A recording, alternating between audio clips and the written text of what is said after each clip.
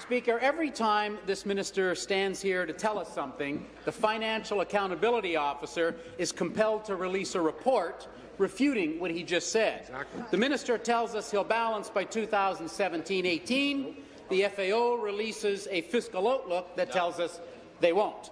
Then the minister puts out a fall economic statement telling us he'll balance, but the FAO releases a commentary saying that's not so.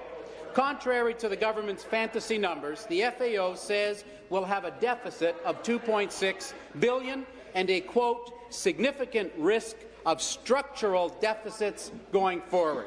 It's time the Premier and the Minister come clean with Ontario taxpayers. Mr. Speaker, will the Minister be raising more taxes or cutting more services to fill the multi-billion-dollar hole in his budget? Minister of Finance.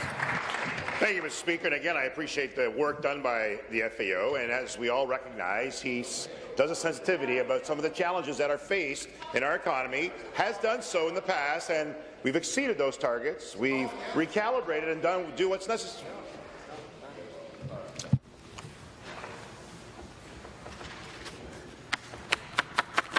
Not 100% sure.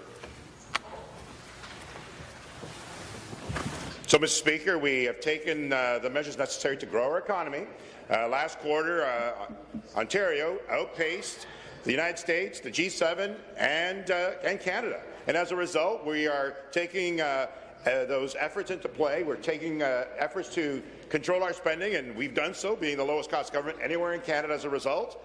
And as those revenues grow and as we control our spending, we're balancing the books. And, Mr. Speaker, the FAO in his commentary references that his assumptions are actually less aggressive than ours. We have taken a more cautious approach in responding to the Auditor General, for example, in order for us to take the necessary steps to come to balance next year and the year after that.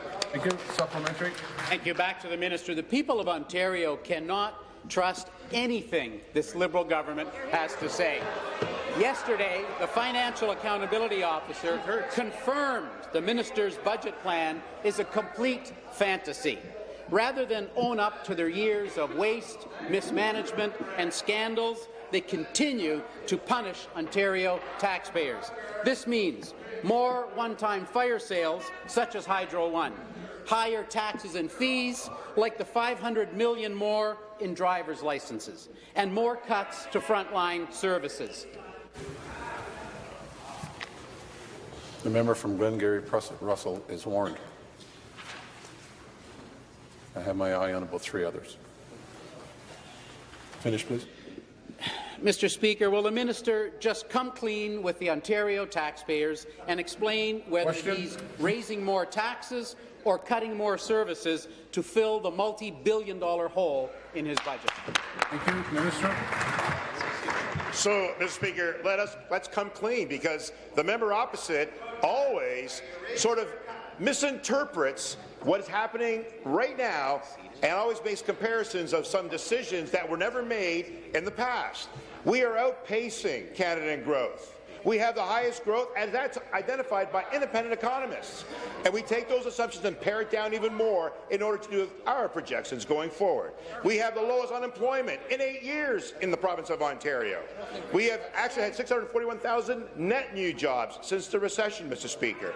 We have taken every step to manage our spending and control our debt by ensuring that we lock in our terms over longer periods of time. It's why our interest on debt is the lowest today that it's been since their time in office, as well as the NDP.